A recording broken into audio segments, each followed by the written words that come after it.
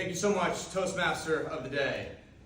As aforementioned, recently we lost a fellow confrere, a Toastmaster.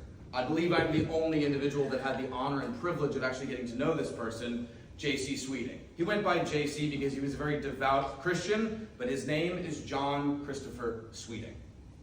I had the pleasure of meeting J.C. through my Toastmasters leadership journey, but I want to start by setting the scene for what he meant to Toastmasters and what Toastmasters means to our Bohemian brethren.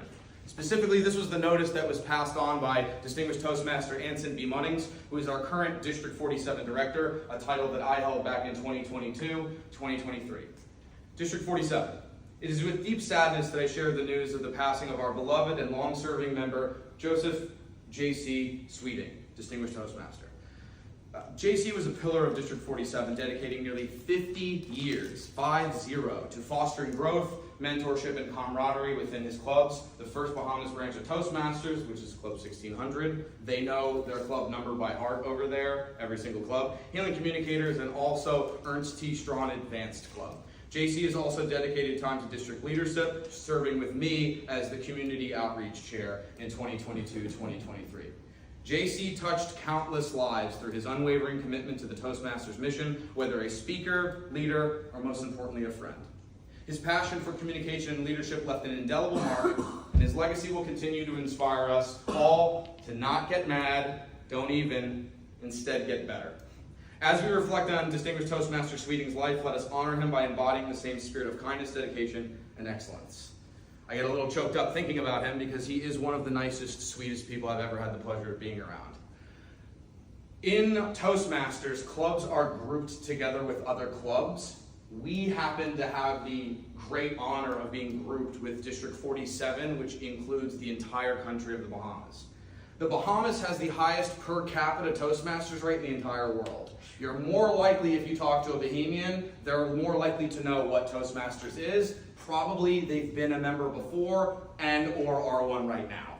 It's a big deal. Much larger than it is in all of the United States and specifically the clubs here in South Florida. Originally, Florida was a district, and then eventually we grew so much in terms of clubs and members that we wound up becoming confreres with the Bahamas. The Bahamas has only had Toastmasters since 1973. So District 47 predates the Bahamas Toastmasters. However, the Bahamas has always been a part of District 47.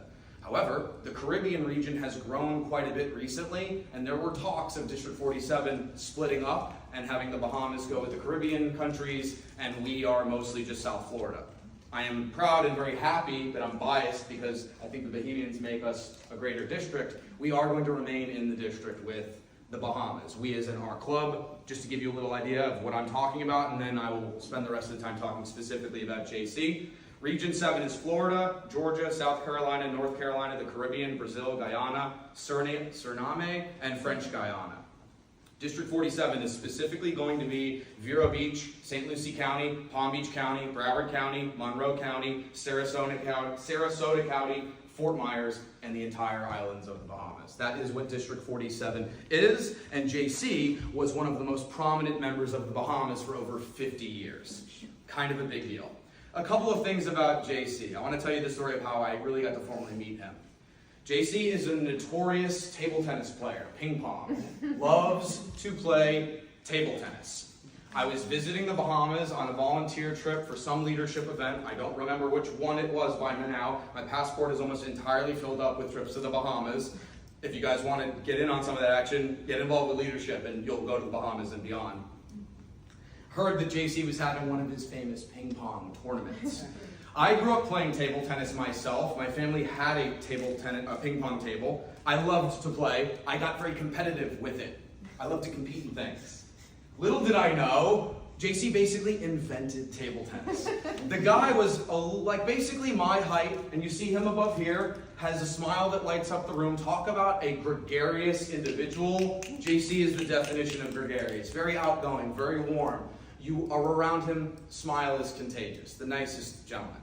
Invites us into our home. This is right in the middle of the pandemic, therefore things were weird. I would like to say this was 2021 that I was there, and JC invited myself and two of my confreres I was on the trip with, George and Barbara Straustis, into their home. I got to meet JC's wife, and also his table tennis setup. This man took table tennis very seriously, I might add.